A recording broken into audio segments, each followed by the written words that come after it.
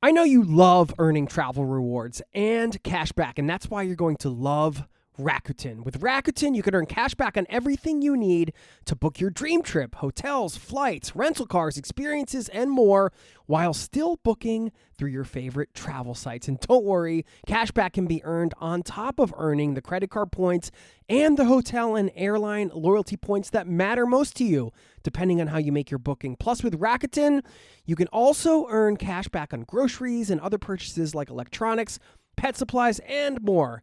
And the best part, you can join today for free and start earning cash back on top of your travel rewards. Go to Rakuten.com or get the app. That's Rakuten, Rakuten. Rakuten, the most rewarding way to shop. This episode is brought to you by TaxAct. Don't do your taxes alone. Join TaxAct's National Admin Night. Admin nights are social gatherings for getting through your to-do list. So get ready for a night of fun, finding deductions, and filing taxes with TaxAct, where you can file your federal and state return for just $49 through April 8. Let's get together and get them over with. Visit taxact.com/admin-night for details. This episode is brought to you by Fandango. People say fans are too distracted these days, but the truth is, when a great movie hits the screen, you show up, you stay glued, invested, part of the story. And without fans like you, there'd be no cinema magic, no shared moments. So head to Fandango.com to get tickets, stream, or rent or buy top movies and series. Fandango loves fans. It's important for us to understand the ins and outs of travel, I think, because we want to find out whether or not it's something that actually makes us happy or not. Does it benefit us? Also, it's important to find out whether or not by traveling, we're having a negative or positive influence on the environments that we do visit. And it also, thirdly, I think it raises questions about the relationships between those of us who are privileged enough to travel by choice and the people whose lands we are actually visiting. I mean, what kind of relationship is there between hosts and travelers? That was today's guest, Dr. Andrew Stevenson, who is the author of the book, The Psychology of Travel. And you just heard a few of the big questions we'll explore today. Dr. Stevenson is a senior lecturer in psychology at Manchester Metropolitan University. And as a cultural psychologist, he is in the unique position to help us unravel some of the mysteries of travel from an academic and a psychological perspective. Some of the things we get into today, we get his advice on managing travel fears and anxieties, how to use travel as a tool for self-development. We explore some of the dilemmas of cultural integration. How much should we maintain our own cultural heritage when we're traveling or living abroad versus integrating into a new culture? Why is travel so memorable? How does travel change our perception of time? We get some perspectives on travel in the age of eco-anxiety. That's a term I never heard until I read this book. And we talk about some of the psychological factors behind different kinds of travel and so much more. Tons to unpack today, and it's happening in this episode right now. So buckle up, strap in. Thanks for being here, and welcome to the Zero to Travel podcast, my friend.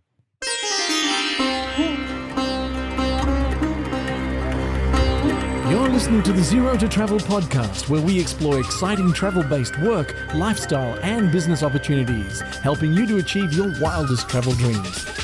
And now your host, world wanderer and travel junkie, Jason Moore.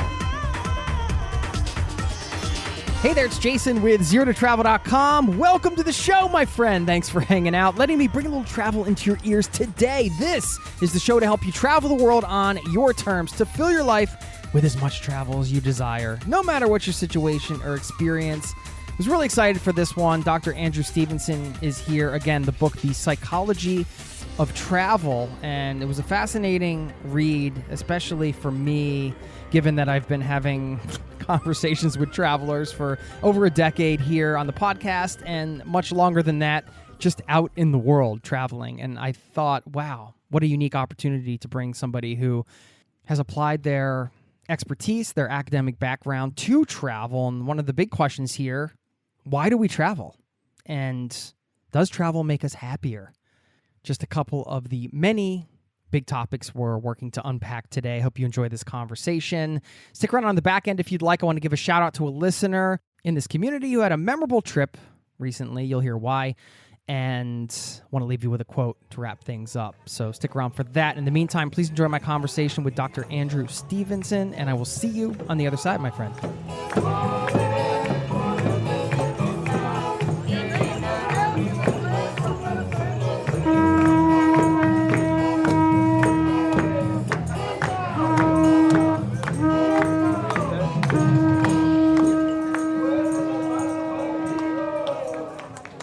Yeah, whereabouts are you? I'm in Manchester, where Okay. I live and work, and but recently just returned from Finland, actually.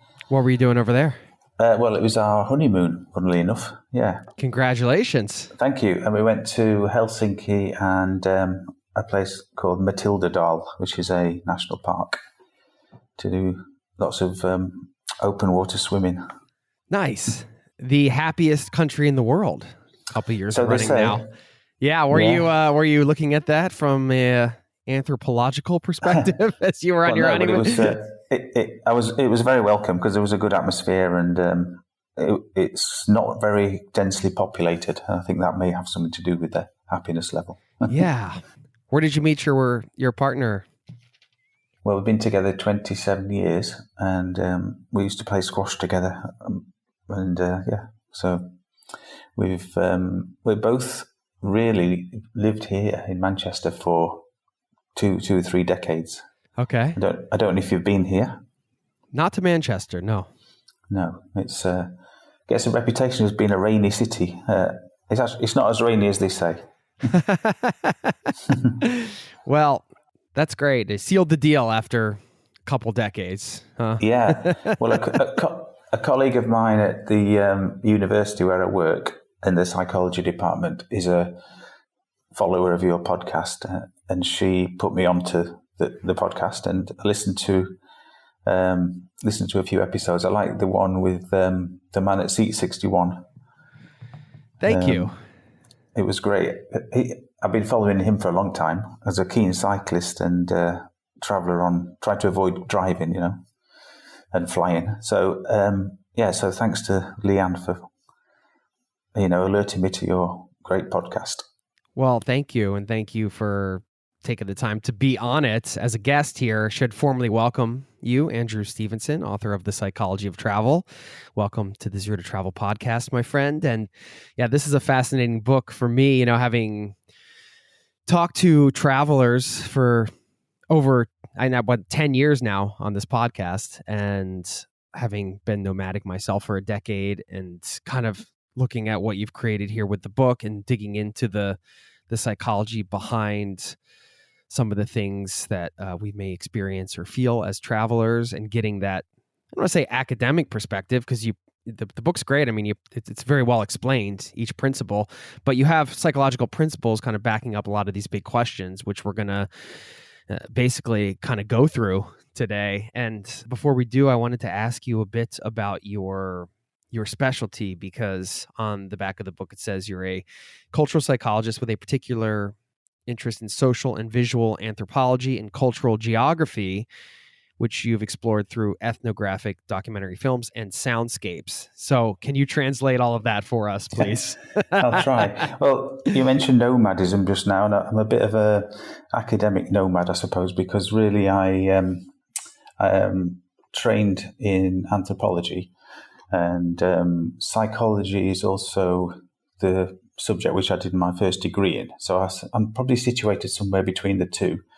I like to try and explore the idea of place and travel, and the effect that it has on people, and how people get attached to certain places. You can't escape being in a place. We're always somewhere, and that always has an effect on us, and travel is integral to that. And funnily enough, psychology doesn't always have a lot to say about places, because it focuses a lot more on people, and sometimes it talks about people as if they are separated from where they are. And all of our listeners will know that the mood that they have at the moment may largely be down to how dark it is outside, or how crowded their surroundings are, and all those sort of emplaced aspects of the environment that has an effect on us. So I'm pretty interested in that. And the other thing that you mentioned there is the idea of culture, and culture and place are related. And I'm also interested in the way in which people from different cultures develop different lifestyles and habits and so on. And in the case of travel, funnily enough, we should remember that travel is often something which is quite exclusive to certain cultures, and there are lots of people in many cultures who don't have the opportunity to do tourism. So it's easy to forget that sometimes. Absolutely. I'm really glad that you brought that up right here at the top.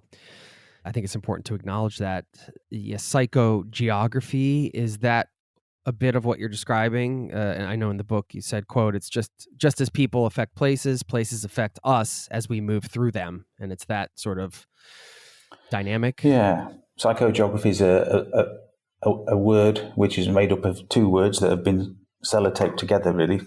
And it's got a couple of different meanings, but really it's about how we understand and change the places around us as we live in them. Sometimes we think that places affect us, but of course we've got to remember that we also leave our footprints, and we leave our environmental footprints all over the world, and we have to think about it, the relationship between people and places, as being reciprocal, and that's, I suppose, that in one way is what psychogeography is about.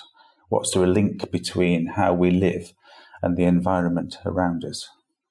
Why is that disconnect there so often for human beings in terms of consideration of the place we're in impacting us, as you mentioned, kind of writing that off and being in our own bubble in some ways as humans, which can happen quite often. I feel like we can, maybe it's just the modern day or whatever. We're not living off the land, or however you want to describe it. But for some reason, I feel like we are not always aware of the fact that we are truly connected to everything, and it's affecting us at the same time.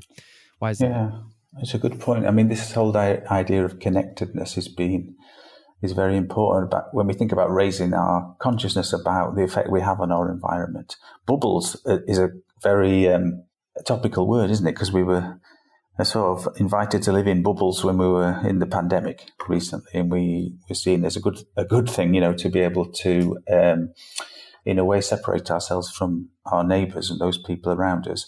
But outside of the pandemic scenario, we often travel in various types of bubbles, don't we? Like our vehicles. We can see the world as it flies past our windscreens, but we don't often always fully immerse ourselves with the senses in all the places that we go through. And so I think that's one of the reasons why we sometimes feel a bit disconnected. And also, if you think about I'm just thinking about the concept of like the package holiday, for example, which is one way of traveling. That's kind of a bubble in itself, because we sometimes pay companies to shield us from aspects of the cultures that we visit that we don't want to immerse ourselves in. So sometimes that's a privilege, but also just reduce the amount of connectedness. But there are lots of different ways of traveling, and not all of them are so separated as that one. Just one example. Yeah, you're right. I mean, this is something I was talking about yesterday during a conversation.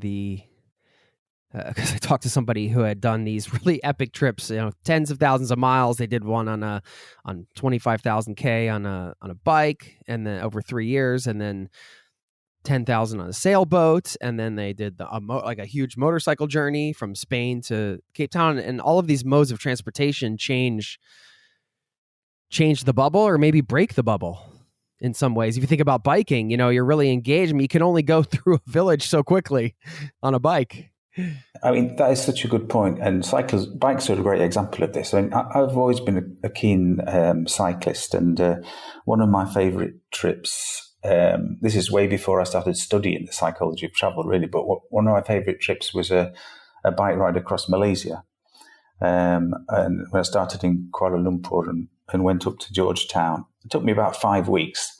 But the thing that this was in 1999, I think, and what kept coming back to me throughout that journey was the fact that I was obliged to engage with not only the destinations, the famous bits of Malaysia, if you like, to the outsider, but I also had to engage with every stretch of road in between.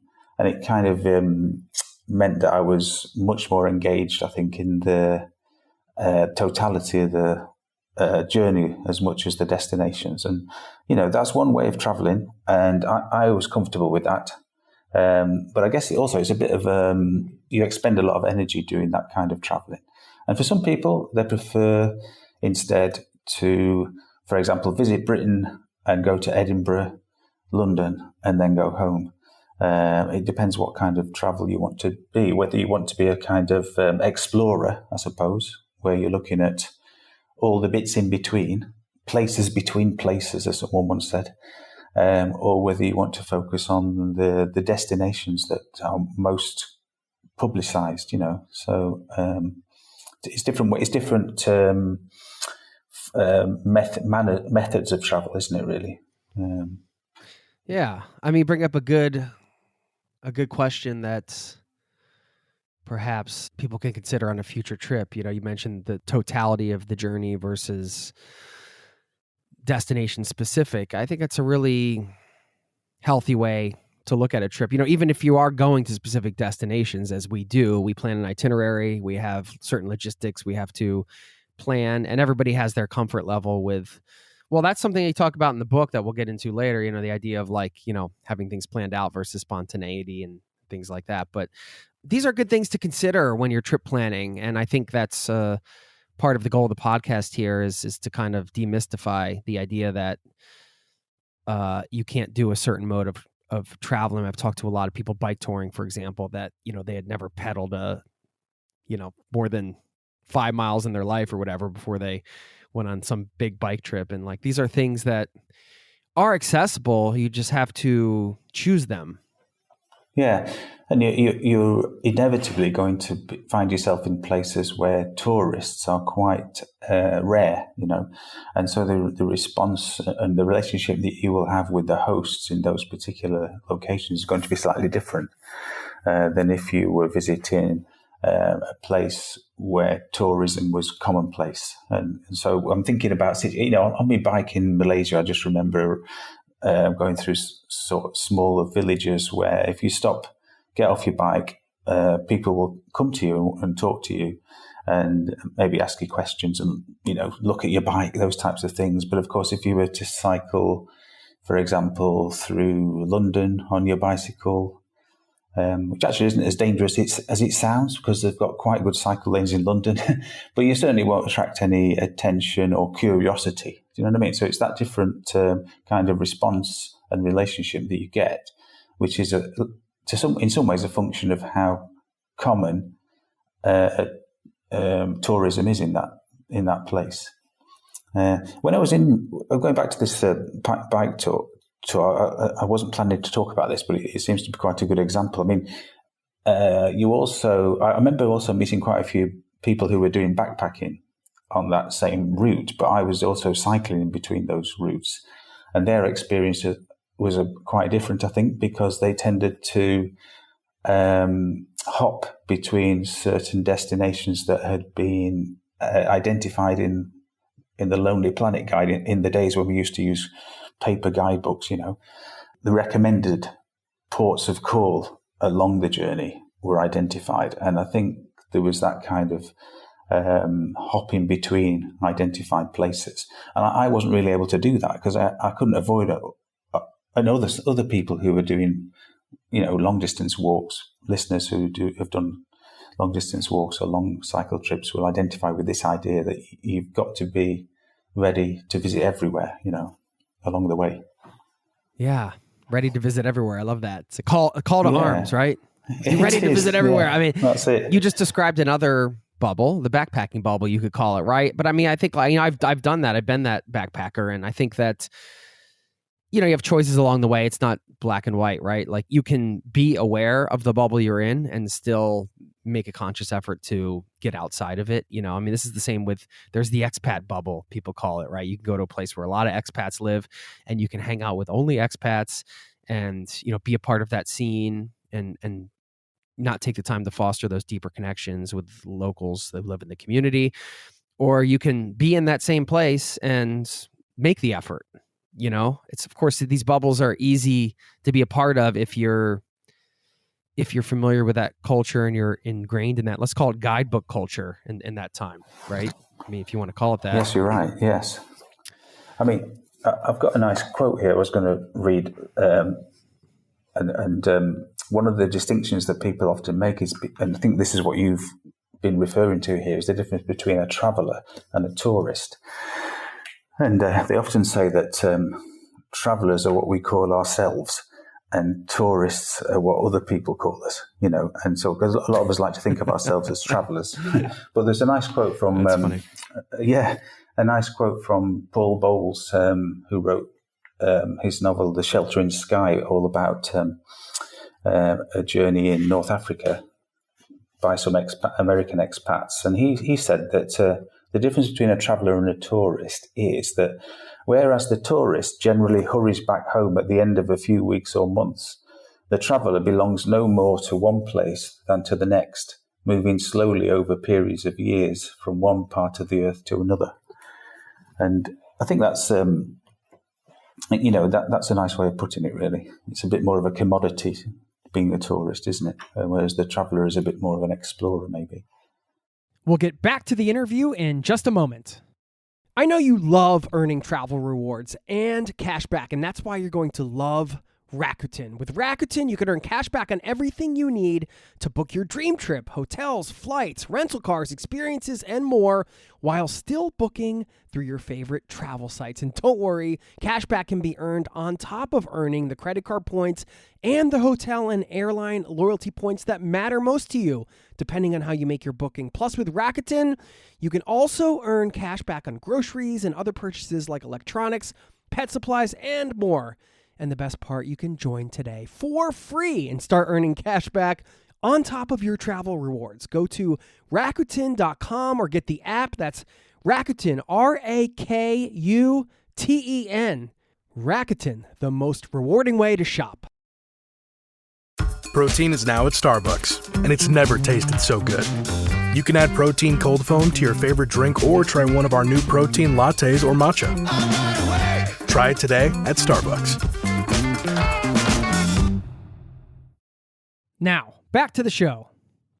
Well, we're going to get in some of the questions that you address in the book. I know, even on the back book, you say, why do we travel? Are holidays good for our health? There are all these questions, and you have them supported by psychological principles, which is fascinating. Before we get into it, I had a couple more questions for you. First of all, I guess I would say, why is having an understanding of the psychology of travel important? Like, what can it do for travelers? That's a good question. I've said to a friend of mine who maybe read this book, but don't read it actually while you're on holiday, because you might start to analyse a little bit too much what you're actually doing while you're travelling. But I think it's important for lots of reasons, really, because travel's such a common part of many people's lives. And by the way, we should point out that travel doesn't just mean tourism. There are lots of people who travel for other reasons, whether it's to do with migration or study or work and so on. Okay, most of travel may be tourism, but there's lots of travel that isn't tourism. So it's important for us to understand the ins and outs of travel, I think, because we want to find out whether or not it's something that actually makes us happy or not. Does it benefit us? Also, it's important to find out whether or not by traveling we're having a negative or positive influence on the environments that we do visit. And it also, thirdly, I think it raises questions about the relationships between those of us who are privileged enough to travel by choice and the people whose lands we are actually visiting. I mean, what kind of relationship is there between hosts and travellers? One nice piece of research suggested that people tend to get on a lot more positively with the hosts of the places they're visiting when they are of equal status, or they see themselves as equal status. And you just talked about bubbles, and when we manage to step out of those travel bubbles and maybe socialize with people on an equal footing, maybe visiting people's houses in the places we're visiting, that often can have a good effect on reducing prejudice and developing understanding between cultures.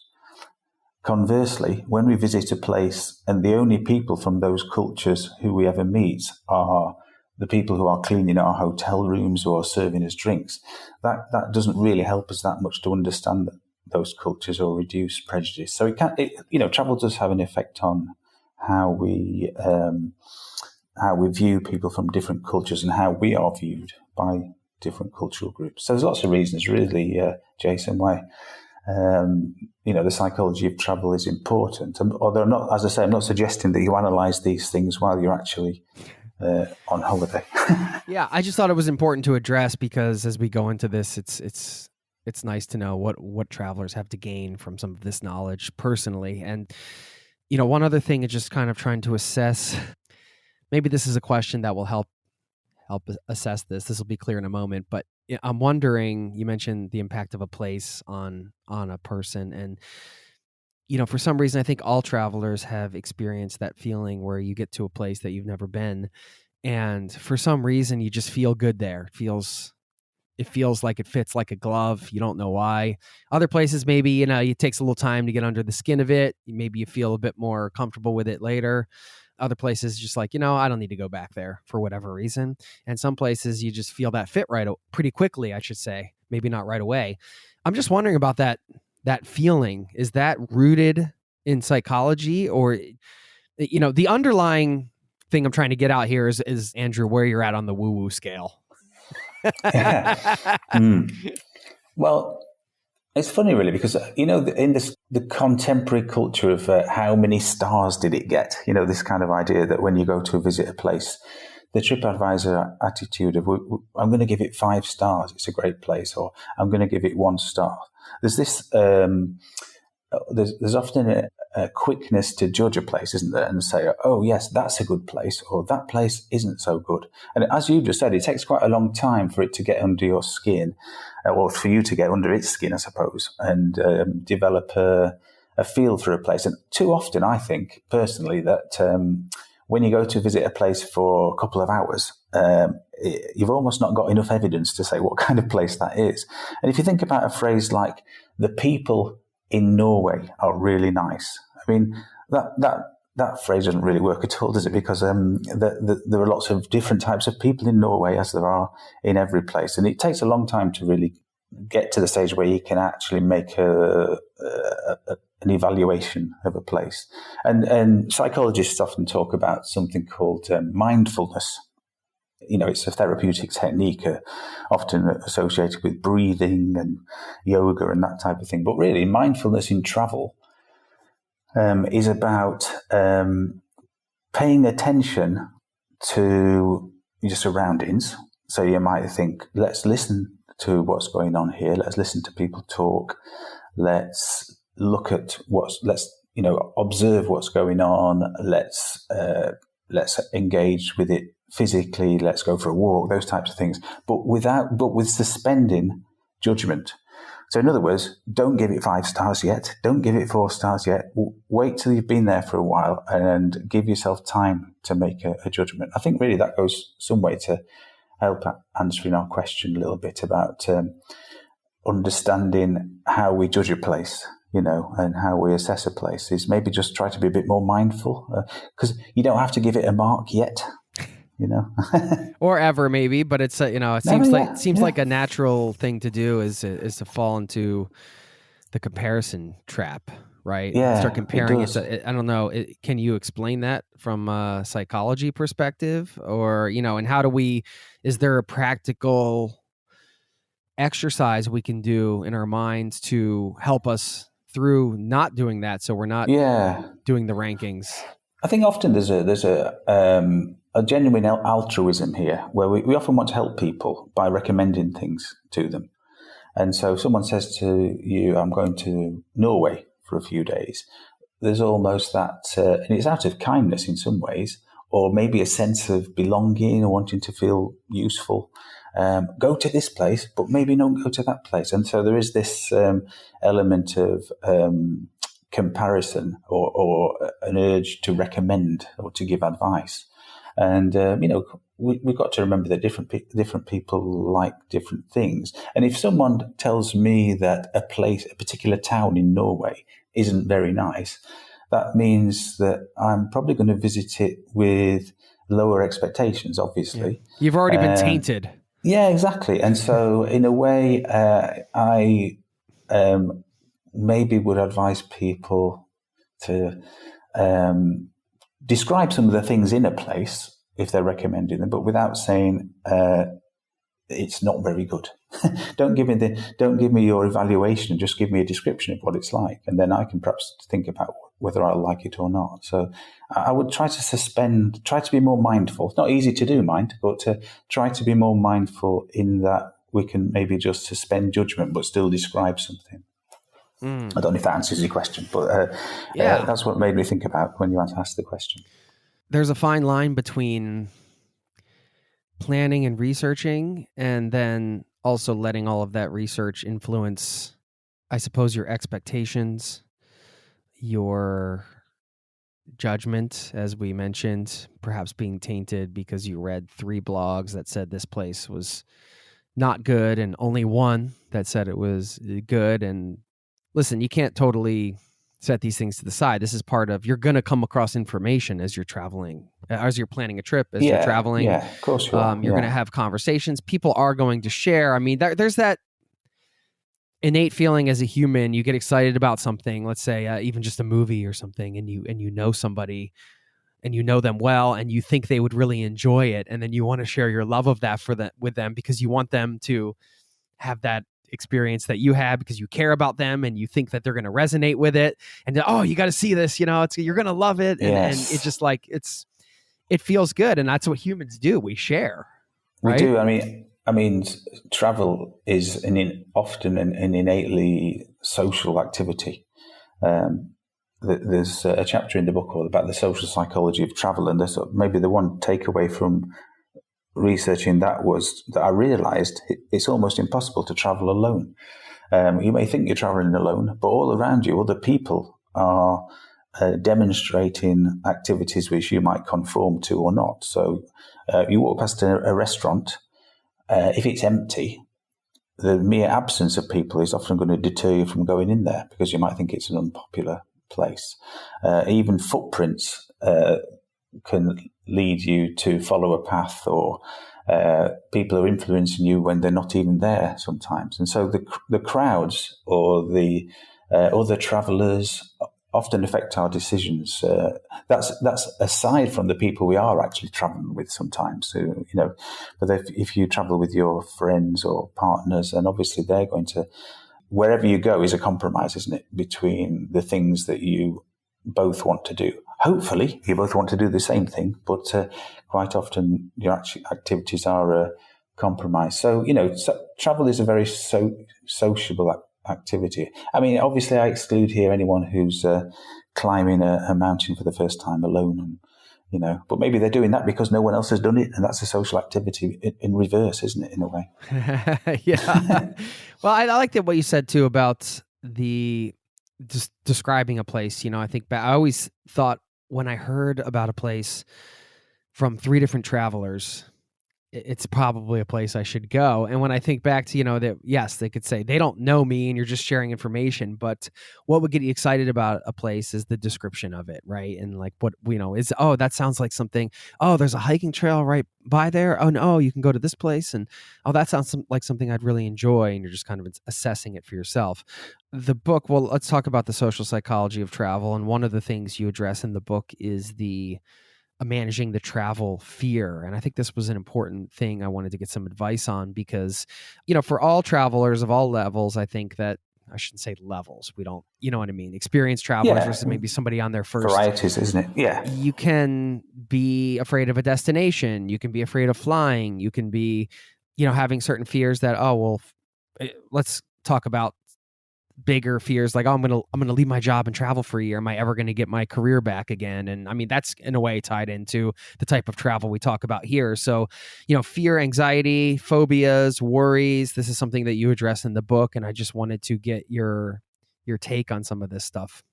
We often say that we live in an age of anxiety, and lots of people worry about lots of different things. And travel, like anything else, can produce fear. But psychologists have talked about differences between fear, phobia, and anxiety. Usually when we talk about travel fear, it's, as you've just said, it's directed at a particular thing. It's got a focus. So it might be a fear of travel. It might be claustrophobia or something like that, or a fear of open spaces. Those things are a little bit easier to identify and work around. So if you've got a fear of if you've got a fear of flying, you can still travel and you can find other ways of traveling.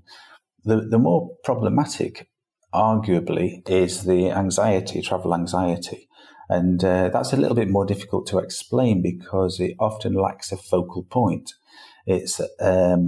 It may manifest itself in a fluttery feeling or a sort of physical feeling of fear when a trip is within a few days or something like that. But it's very difficult to point your finger at what it is that's causing you the anxiety, and that's a little bit more difficult to manage. And a phobia, I think that's just a kind of a clinical category of a fear. Like fears, phobias have particular foci, if that's a word. So, for example, they might have a fear of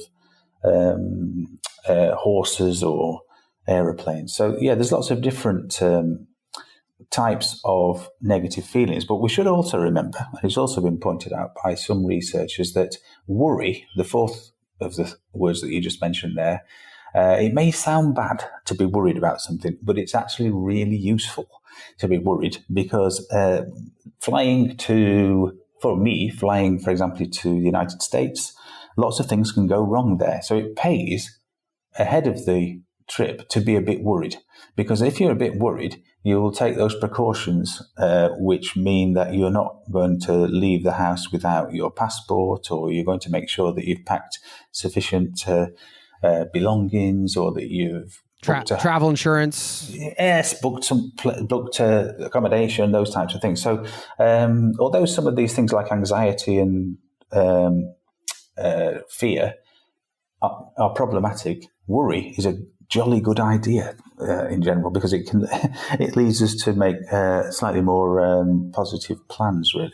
Okay, yeah. So embrace the worry for Yes. worry-free travel, but the anxiety. Absolutely. Any tips on managing that from? Well, yeah. I mean, this goes back to things like. I mean, this is a harder question to answer. So, I mean, off the top of my head, travel anxiety can, I suppose, be managed by indulging in slightly more conservative travel habits. If you are anxious, then that might be one of the reasons, justifiably, that you elect to travel in a bit more of a bubble. So, in other words, you might travel with someone who's feeling a bit more confident or has a bit more experience, or you might travel with an established group. If you're a cyclist, for example, you might go on an organized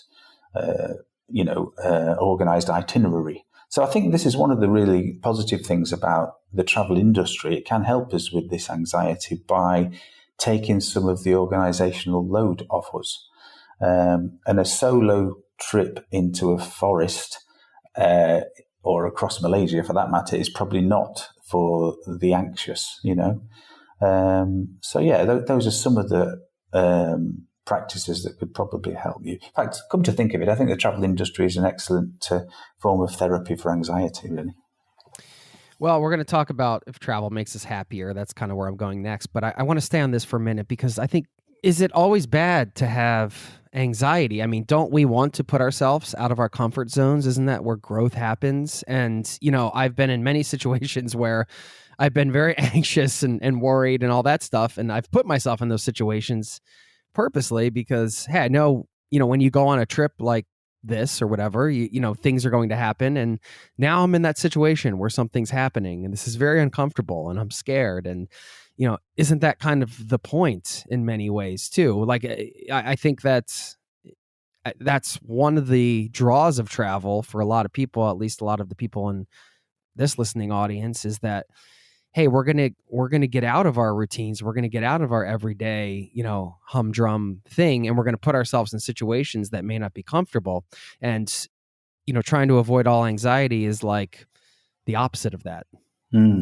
Yes, I think you're right. I think there is definitely such a thing as I've talked about positive worry already, but positive anxiety can be associated with the learning process, can't it? I mean, if you go to school and you're learning a new skill, there's always that period where you think, I don't know if I can do this. Obviously you need to go through that as part of the learning process. And I think traveling is also a good analogy for that as well, because when you're traveling, inevitably you're going to find yourself in places that are unfamiliar. And unfamiliarity is one of the things that provokes anxiety. The question is, how do you respond to that? And those people who are sort of maybe thrill seekers or maybe travel for adventure, those are the people who may relish that type of anxiety, and they may travel for reasons which are known as eudaimonia travel, which is kind of means self-improvement, really. So, in other words, you're going to travel not just for fun, or relaxation or familiarity, but because you want to test yourself a little bit and maybe learn something new. For example, I was in, I do some research in Guatemala, and so quite often I visit a town called Antigua, which some of you are very popular with travelers, especially from the United States. Beautiful place. It's a lovely town in a city. It's a city in Guatemala. And it's very popular, as you probably know, because it's a hub of Spanish-speaking schools, and lots of people from the States visit there to learn Spanish. And that's kind of an example, because Antigua seems to me to be full of people who are traveling, but also they're putting themselves outside their comfort zone because they are speaking quite slow Spanish with a heavy American accent. And that's the kind of, and I think, I've heard people talk about, the preponderance of this strangely accented Spanish that's going on in Antigua. But, if you do that for a few weeks, or for a few months, then it might feel uncomfortable, but then you'll start to feel a bit more fluent and confident. And that's quite a nice example. I mean, Antigua is a bit of a bubble, because there are lots of other people from the States trying to learn Spanish as well. But it's a bubble where lots of people are simultaneously feeling a bit uncomfortable, and then you can come out of it and you've learned something. So that's quite a good example of traveling for self-improvement. It's I guess it's not an extreme sport like, free, what's that, climbing without ropes called? Well, it's not like that, but it's putting yourself in a testing situation, I think. Yeah. Well, this is tying in with that question. How does travel make us happier? Does it? And you mentioned the eudaimonia. How do you pronounce that? Eudaimonia well-being. I know. I usually try to avoid pronouncing it. Actually, I usually say self-improvement. But anyway, yeah. Okay. Well, eudaimonia well-being versus hedonistic well-being. Hedonistic being fun, enjoyment, indulging, let's say, and eudaimonia being purpose, fulfillment, and that sort of thing. And these are the dual principles that you bring up to kind of support this idea that travel makes us happier. But I was wondering if you could dive a bit deeper in this. Not that anybody listening needs another reason to travel, but if you could tell us from a psychological perspective why travel makes us happier, we're going to take it, Andrew. We're going to take it and run with it. That's fine. Well, obviously, there's lots of different ways to find happiness, and I'm slightly annoyed, Jason, that you can already pronounce that word better than I can after I've been Well, give me 5 minutes, I'll forget. So, but I mean, hedonism and self-improvement, let's say, are two varieties of happiness. Hedonism is basically, sun, sea, and fun, and taking whatever substances, get you high for a limited period. So hedonism is one of the main motivations for travel. And lots of people travel for that reason. But the other type of motivation for travel, which has been identified, is this idea of self-improvement. And really, I think one thing we can learn about this, what I learned when I was writing about this, is that I realized that there aren't two different types of people. There aren't hedonists versus those people who are trying to improve themselves. Actually, we ourselves can hop or alternate between these frames of mind during the same holiday, maybe. So we all know what it's like to go out and go to a party, and you might feel very hedonistic for 3 or 4 hours, and then the morning after you might go to a museum and learn about an artist, or try to learn a language, that type of thing. So it's not about different types of people, but it's maybe about different types of activities, and both of which can bring us an amount of pleasure and fulfillment. So that's one point. The other point that struck me about this when I was thinking about it and reading about it is that what we would really like from travel is not just for it to make us happy while we are traveling, but for that happiness to have a bit of a projection into the future. So we'd quite like to come home from our visit to whatever place it was and still have a residual happiness. And it seems to be, from a lot of research that I read about, is that although we can't say that self-improvement is better than hedonism, it does seem that those people who err on the side of self-improvement do tend to report longer lasting feelings of elevated well-being after they return from their travels. So that's just a thought, and this sounds a bit pompous, really, doesn't it? It's not that I'm saying all you've got to do is visit museums, learn languages, and learn how to cook Mexican food while you're traveling. But those types of experiences are important for perhaps longer-lasting well-being. I mean, you can carry on your Mexican cooking when you get home, can't you? You can continue learning your language. So I think it's important, really, to maybe alternate between the two a little bit. When you explore a new skill, like let's use the Mexican cooking example, I mean, you can't help but you're exploring part of yourself too.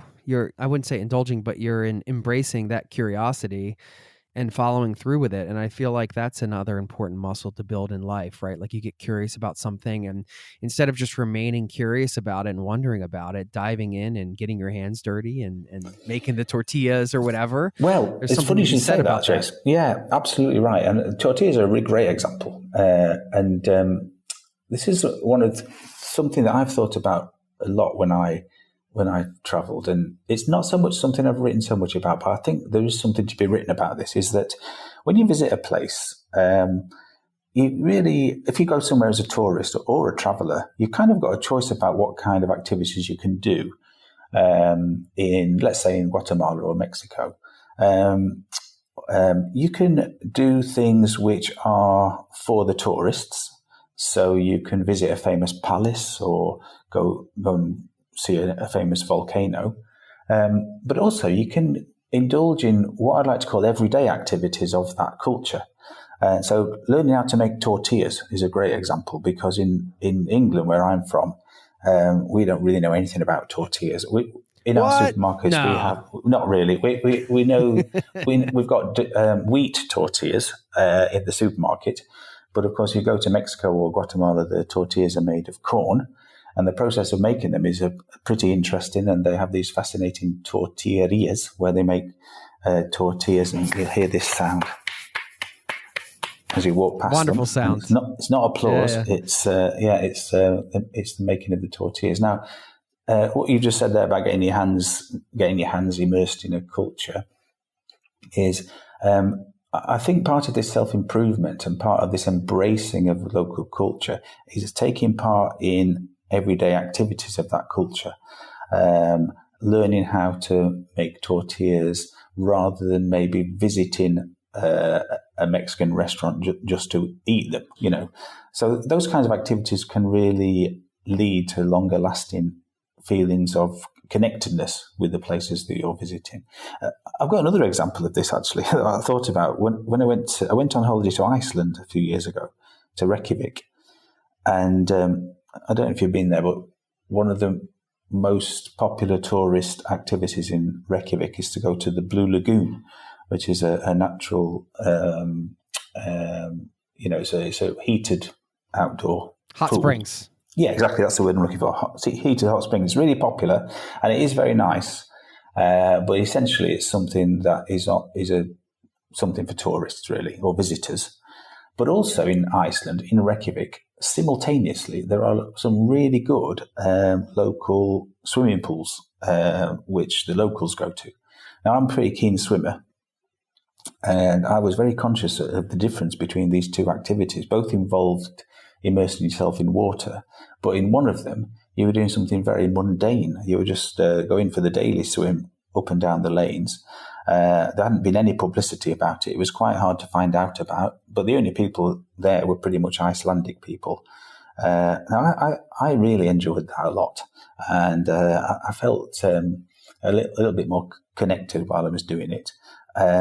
Whereas I've got a kind of natural aversion to things that are just for tourists, and I felt a bit uncomfortable. And I couldn't really swim in the hot springs anyway, because that's really not what it's for. It's for Nobody's going to tolerate your lane swimming at the Blue Lagoon, not. Andrew. Forget that. People are drinking beer in there and stuff. So, it's just an example of you can be in the same place, but the audience for activities is very different for different types of engagement, isn't it, really? So, yeah. We'll get back to the interview in just a moment. There's no one like you, and there never will be. From the producer of Bohemian Rhapsody, there are many legends, but there is only one.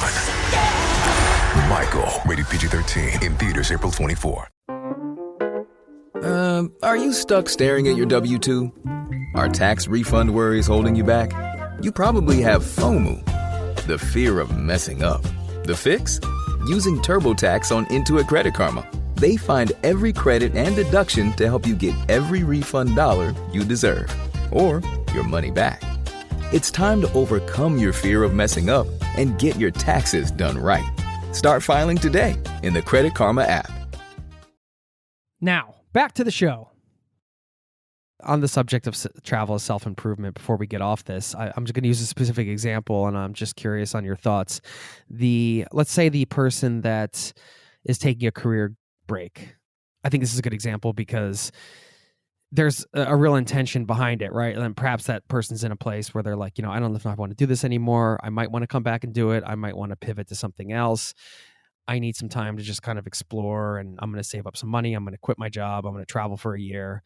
And I'm going to explore the world and learn about myself. And I'm really going to lean into travel as a tool for self-improvement and kind of have that expectation that it's going to transform me in some way. And I guess that's the part I'm curious about your thoughts on, the expectation piece. And I think travel is a great way to do this because you're setting up a block of time and a container in which to explore yourself in this way and what you might want in the next phase of your life. And also you're giving yourself the physical distance to kind of break free of perhaps the cultural norms or the routines of every day. And that does something to your brain as well, which I know I'm sure that's going to come up here in this conversation. We have a lot to get to, man.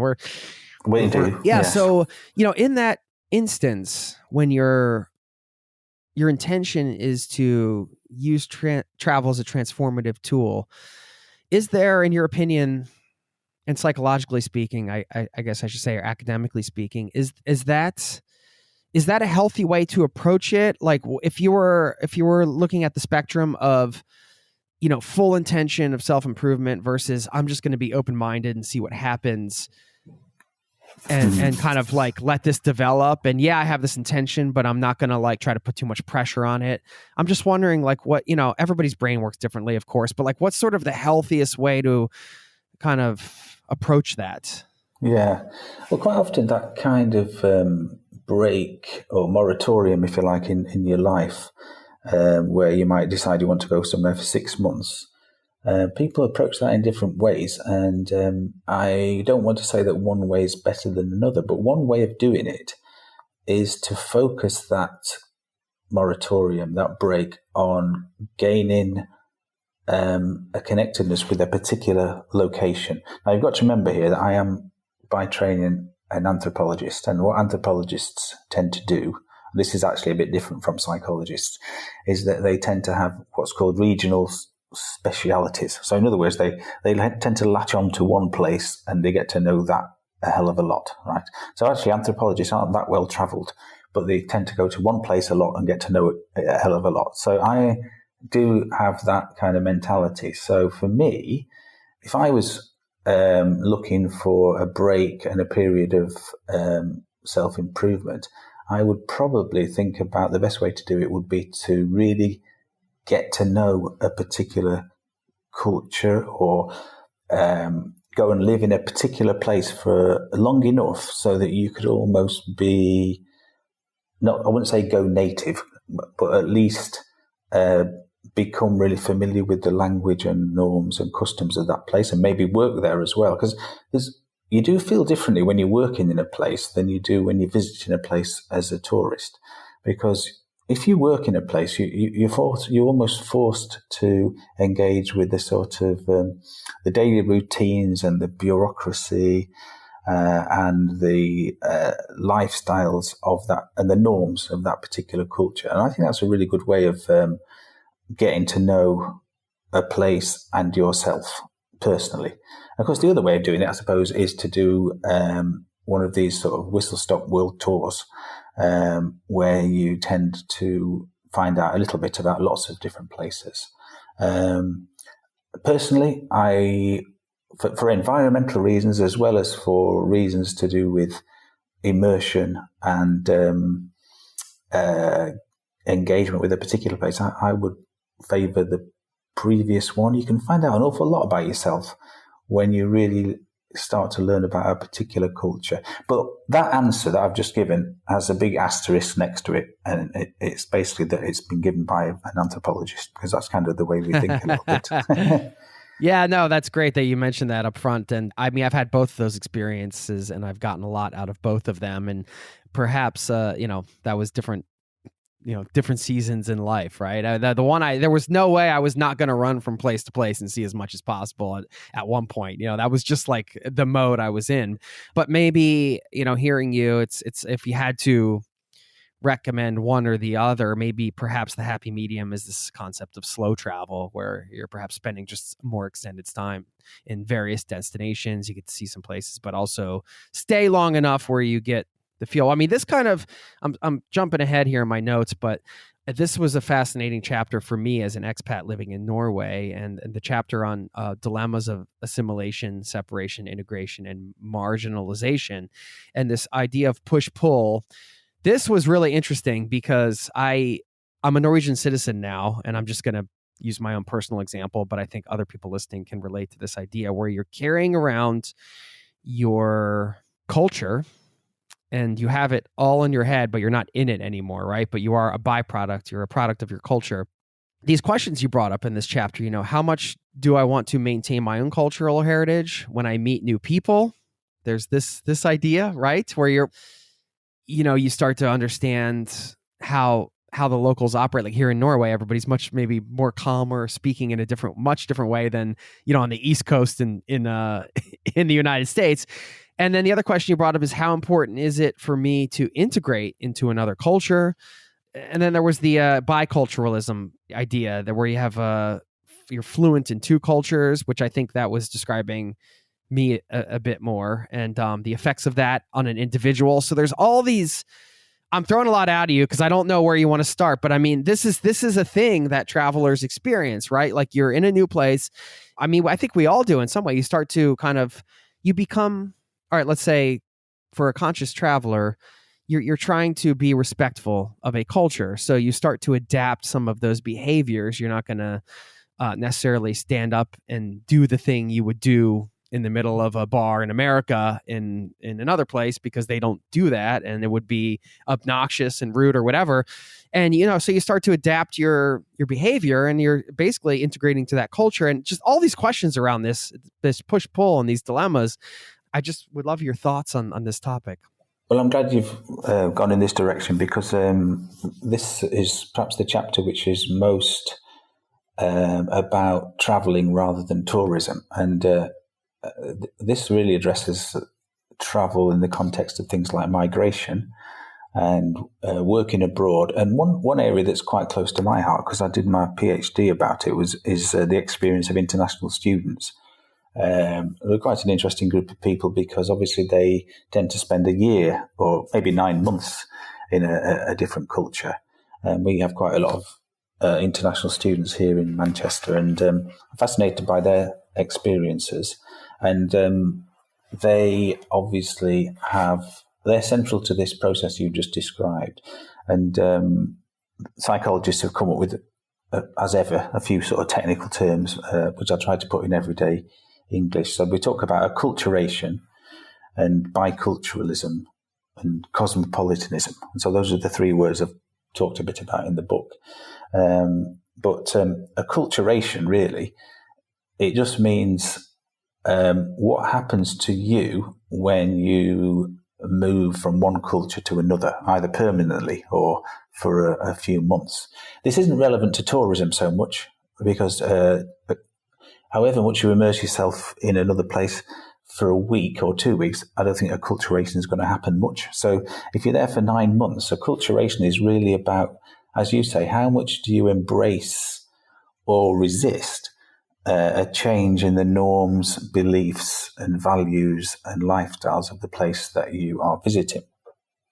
Do you, for example, try to retain your own sort of cultural identity as much as you can?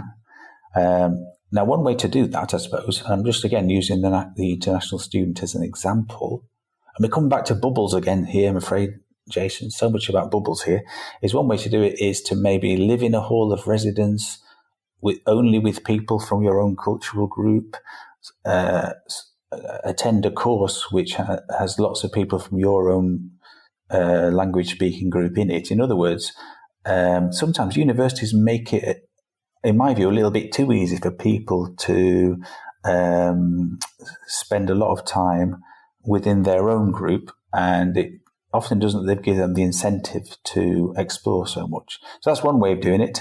And I guess perhaps the more common way of acculturating is the halfway house version, which is kind of integration, where obviously you retain your love of, I was going to say English food in my case, if I was an international student, but English food is not a great example of anything. But let's just say I still support my football team and watch the football games while I'm abroad. But I, at the same time, I do try to learn the new language. I experiment with Mexican food in this particular example. So you're doing that, retaining your own identity, but experimenting with other norms and values.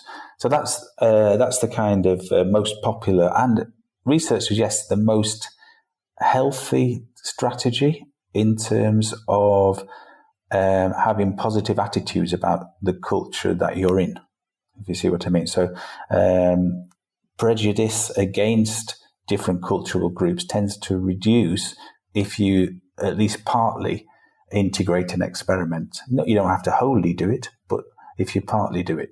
I think that's a good strategy for a long game, like being in a different country for 9 months or 12 months. What do you think the benefits of that are long term for somebody that then comes home and lives in their home culture? Immense, in my view, immense, because, in the international student example, quite a few of our students, and I'm sure this happens in different countries, do a study abroad year. So they do 3 years of study in Manchester, and then they may go to, Malaysia or Australia for a year. And what they've got is not only have they got a degree in whatever it is that they're studying, psychology in the case of our students, but they've got a pretty much lifelong knowledge of a different culture. Possibly they've learned rudimentary rudimentarily a second language. They've got this connectedness with a different culture and an understanding of the way that the fact that people just live differently in different places.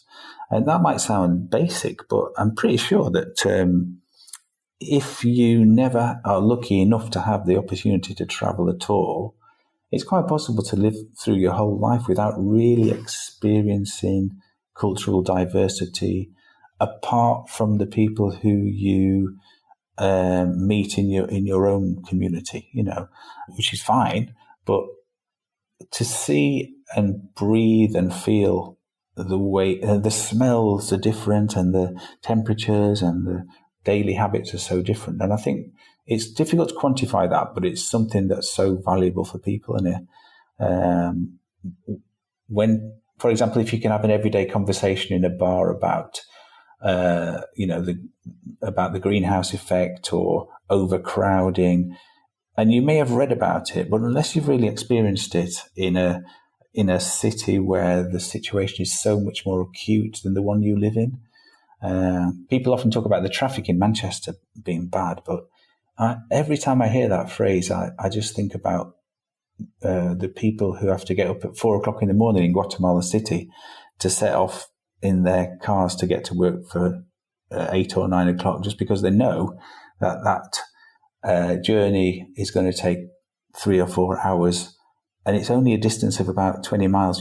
Just the traffic is just off the scale. And so I know that from experience, and I could have read it in the newspaper. But I think, it's a long answer to your question, but I think those types of everyday experiences give you a knowledge of another culture, which is hard to quantify, And that's partly what integration and cosmopolitanism is about, is understanding that other people experience the world differently, somebody can tell you that, but you can't really appreciate it unless you've seen it. You couldn't explain to someone how to drive, could you? You have to be in the car to do it. Well, yeah, what you mentioned, I think, is, there's something about experiencing that on a body, visceral level that's different than the sort of the concept of it. Of course, that goes with anything, right? When you experience it, you take it in and it becomes a part of you. And that was fascinating to me because I've had so many different moments over the years assimilating to, or integrating into the culture here in Norway. And, sometimes feeling like, especially having children and wanting to impart my favorite parts of both of those cultures into them, and wanting to sometimes feeling like, oh, I got to hold on to these parts of me that are American, and I'm just going to be this way, and people are going to have to deal with it. And then the other day being like, this is okay, this is where I live, and this is a part of who I am, and sometimes feeling annoyed with that, and sometimes feeling super cool with that. And it's just a constant. You had the term push pull, and that I really resonated with that in this chapter. I'm glad you described that, because listening to it as you describe it, and as I've tried to describe it, it presents the dilemma as an everyday dilemma. And this book, it's a psychology book. I understand that, but I've tried to write it in a way where it's not academic as such. It's got academic examples in it, but I'm trying to sort of convey a little bit about the experience of travel. And listening to you talk really helps us to understand what the push-pull of acculturation is all about. Time is another thing. You talk about time perception. I think we all know this. Travel can seem to mess with time perception in many ways. I remember being in flows where it was just like everything was I felt like I was just on this bliss ride, and time was just, I felt like I was just living so many lives in a short period of time. And it's time bending in some ways, but there are some psychological reasons behind this. So just the relationship between time perception and travel, I was wondering if you could speak to that. Yeah. I mean, earlier on I mentioned mindfulness, talking about trying to experience the world without judgment so much. And mindfulness has got a companion, and the companion of mindfulness is known as flow. And some other psychologists have talked about getting into a state of flow. And we often use the phrase "go with the flow."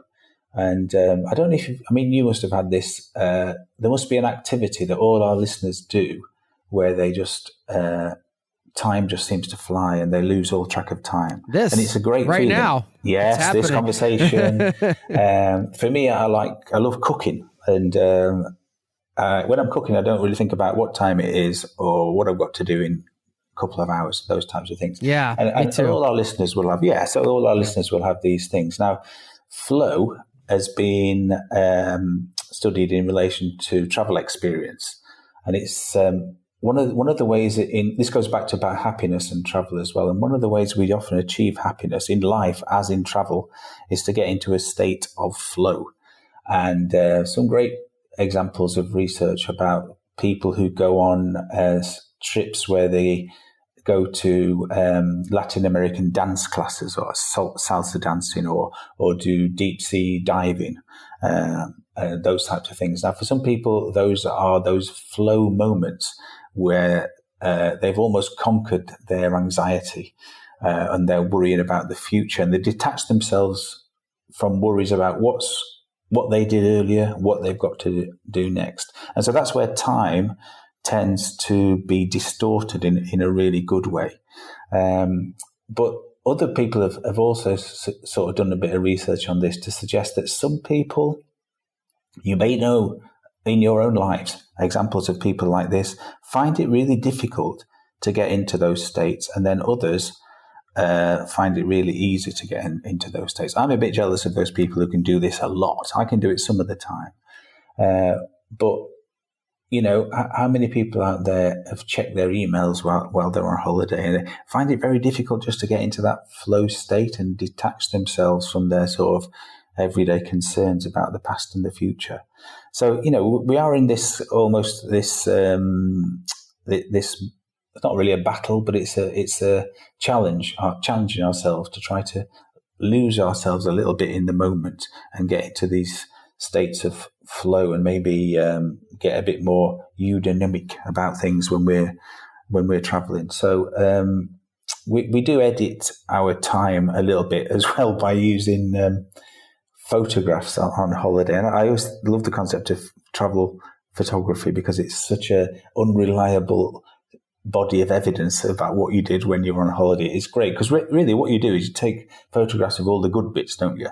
But you don't take photographs of those moments where you're in a queue, or you need to get a new passport, or you've lost something and you're trying to find it. Hold on, we're arguing, honey. Let me grab my camera really quick. Must take a picture of this, put it up on Instagram. So one technique we use to, again, edit time a little bit and publicize our experiences in a very selective way is to use photography, and that's great, isn't it? So the way that we do that. So yeah, there are all these different techniques of distorting time and experience, and long may it continue, I think. Why is travel so memorable? Yeah, well, again, memory, and that relates again to this idea of commemorating our holidays, isn't it? And looking at the positive aspects through photography. But historically, psychologists have studied memory and travel by using concepts like nostalgia and homesickness. And weirdly, 200 years ago, nostalgia was actually listed as a psychopathology, or a neurosis, whereas now we talk about it as just a sort of feeling of sadness for times gone by or places gone by. But memory and travel are connected by these concepts of nostalgia and homesickness. The difference between the two, incidentally, is that nostalgia is quite sad, really, because it's a memory for something that you'll never get back. Whereas homesickness, it is a sadness, but you can rectify it by it because that place is still there. So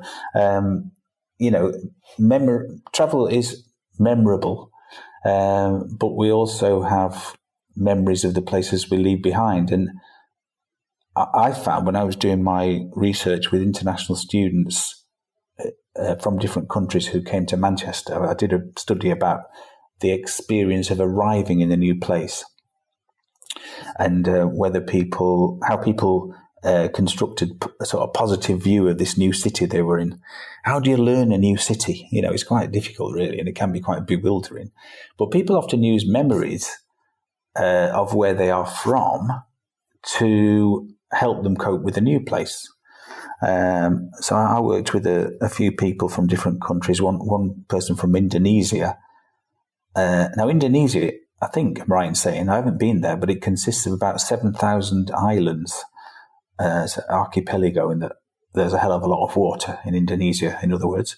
And so when this student came to Manchester, she was feeling a bit homesick and missing the water, I suppose. And so to make herself feel better, she used her memory of running water, and she went to look for some spots around Manchester where there were lakes and water features, if you like.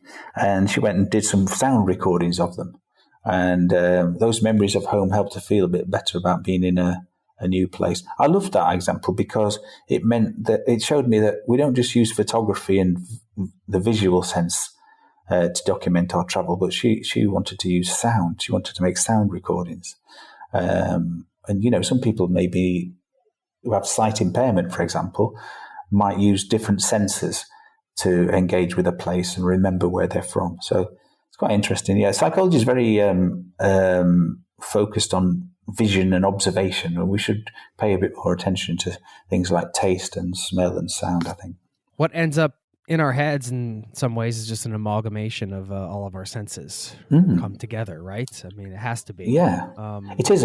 But you raised this a bit earlier on when you said that, quite often we travel in a bubble, and it may be that sometimes we visit places and we don't ever see, we only ever see them, through glass maybe. And maybe what we need to do is get out and, feel the temperature and jump in the water and smell the food a little bit more and make it a bit more of a sensorial experience.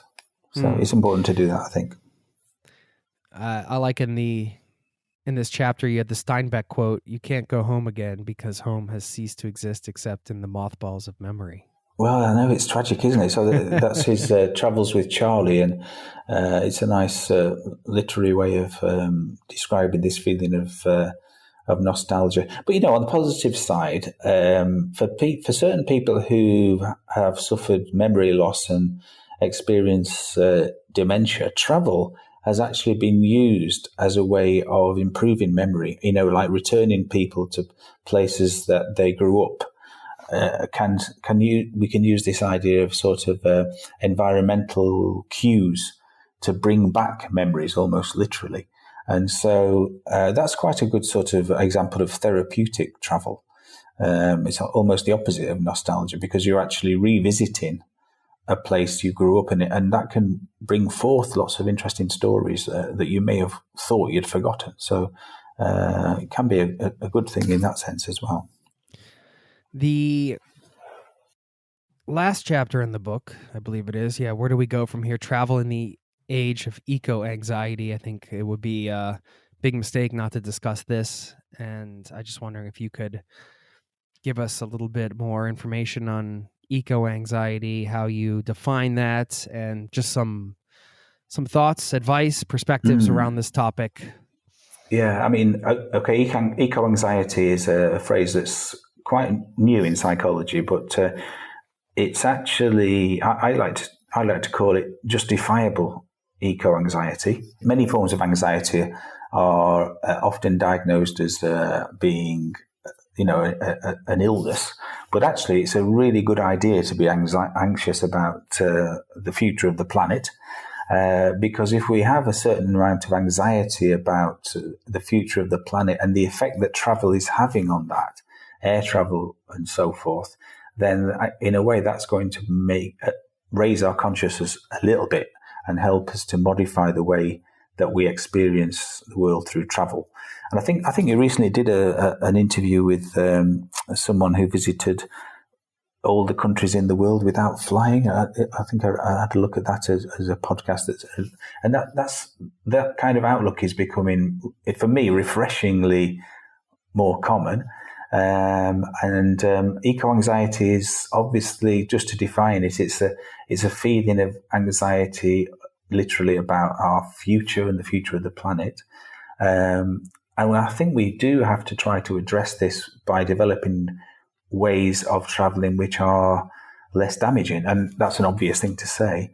But we've talked a lot today about how you can engage with the world a lot more on the ground, almost literally on the ground, rather than just flying from one destination to another. And I think the positive experiences of travel really belong to every point along a destination.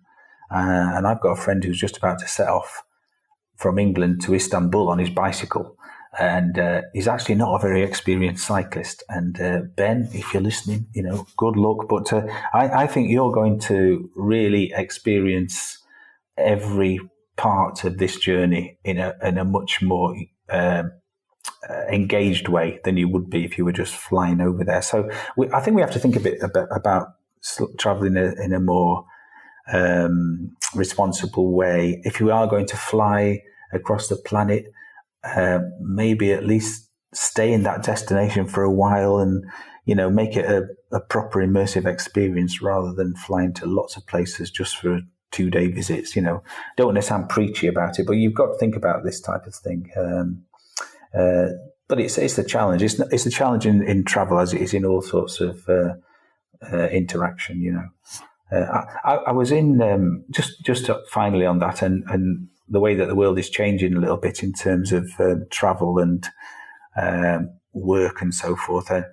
And I was in Central America recently doing some work there. I was there for a few weeks, and I met quite a few people who were from the States, but they were what I call digital nomads, and they were still working their 9 to 5, but they were traveling at the same time.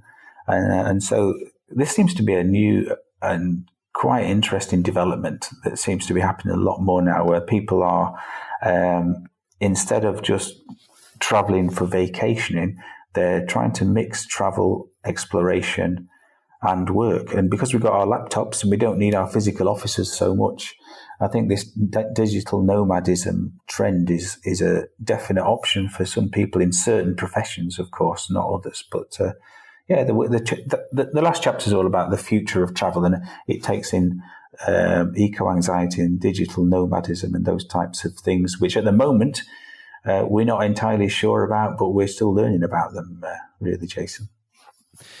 Well, I had a good run as a digital nomad. It's a nice time, and it's we're very lucky at this day and age that we can take our work with us and see more of the world. But I think eco-anxiety is, to me, it's a good anxiety because it's an opportunity. It's an awareness around something that's real, and it's an opportunity to make certain choices to alleviate that anxiety a bit, knowing that you're doing what you can in your own way to kind of make the right choices. Yeah, I think that's the way I'm seeing it anyway right now in this moment. Fascinating book here, Psychology of Travel. Yeah, anything else you want to share in terms of like where to find the book or your website or anything like that? Go for it.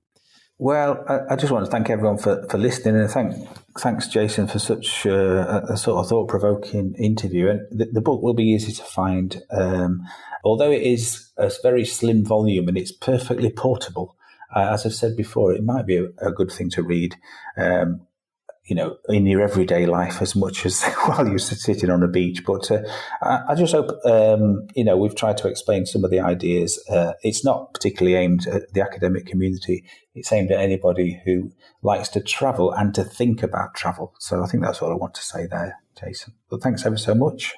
Thank you. I really enjoyed the conversation, and it's nice to know an expert on this topic. So don't be surprised if we have you back on, Andrew. That would be a pleasure. Okay. Thank you so very much, and enjoy the rest of your day. And thanks again for your time. You too. Thanks, everyone. Bye-bye. Bye.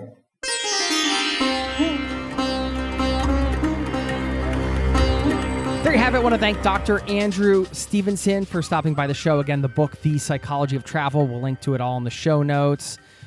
Very cool to chat with him. And I'm going to leave you with one of my favorite quotes in just a moment. One of those play on words kind of quotes that I love. But first, I want to give a shout out to a listener in this community. Not too far back, put out a challenge to travel with a loved one. And I got an email from Katrina, who said, "Hi, Jason. My name's Katrina, and I'm writing you from Charlotte, North Carolina. I've been listening to your podcast for years. Absolutely love it. And with every new episode, my travel bug grows and grows." Thank you, Katrina. She goes on to say, "My mother and I just got back from a trip to Paris. So your mention about traveling with a loved one really resonated with me, and not to wait to do it. As my mom is getting older, her health is becoming more varied. Nothing very serious, though. We had to take this trip at a much slower pace than I'm used to traveling. I learned that the more we travel together, the more of a caregiver role I step into, making sure she has my arm to hold on to when the walking or all those steps in and out of the metro becomes too much, finding a place for her to sit down when she starts to get dizzy. But even with all of that and other things, we had the best time together." Goes on to say, "I just 100% agree that we should be traveling with our loved ones while we can. Time waits for no one, and we don't want to keep pushing off these special trips." And said some other kind things, but I just wanted to share a shout out to her for making those memories with her mom. And just another reminder, I think it's worth reminding all of us that travel is a great way to make memories with loved ones, as you know. And if you haven't done it in a while, something to think about. Okay. We'll leave you with a quote in just a second. A quick reminder, jason@zerototravel.com is my email. Would love to hear from you. I mean, I share these listener shout outs because I want to invite you to get in touch. If you haven't done so, just say hi. I have a voicemail box you can easily leave a message on. I respond to all of those. And I also have a newsletter. If you haven't signed up, zerototravel.com/newsletter, where you can get a free weekly newsletter giving you some helpful links, some musings, and all that good stuff. So sign up over there for free. Okay. I'll leave you with this quote from Dr. Wayne Dyer, who said, "If you change the way you look at things, the things you look at change." Nice play on words there. Okay, I'll leave you with that. Thanks for listening. And I'll see you next week. Peace and love to you and yours. Cheers. Thanks again. This podcast has been brought to you by zerototravel.com. Ideas and advice to make your travel dreams a reality.